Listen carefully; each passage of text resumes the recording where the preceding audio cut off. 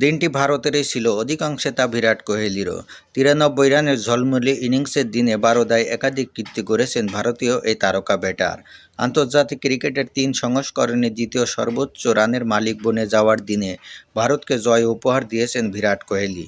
Toss হেরে প্রথমে bat করতে নেমে 300 রান তোলে সফরকারী নিউজিল্যান্ড। জবাব দিতে নেমে 4 উইকেটের জয় তুলে নেয় স্বাগতিকরা। 93 রানের ইনিংস খেলে ম্যাচ সেরা নির্বাচিত হন বিরাট কোহলি।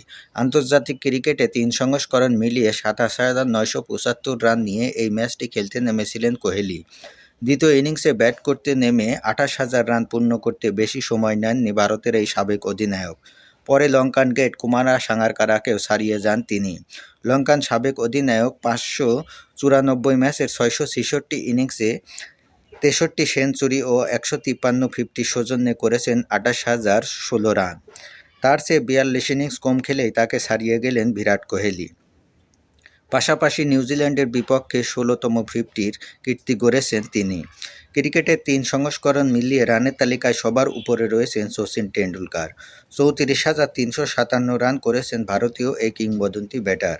কুমারা সাঙ্গাকারাকে টপকে 2 নম্বরে উঠে আসা বিরাট কোহলির বর্তমান রান 28,068। 28,016 রান নিয়ে 3 নম্বর স্থানে রয়েছেন লঙ্কান গ্রেট কুমারা সাঙ্গাকারা।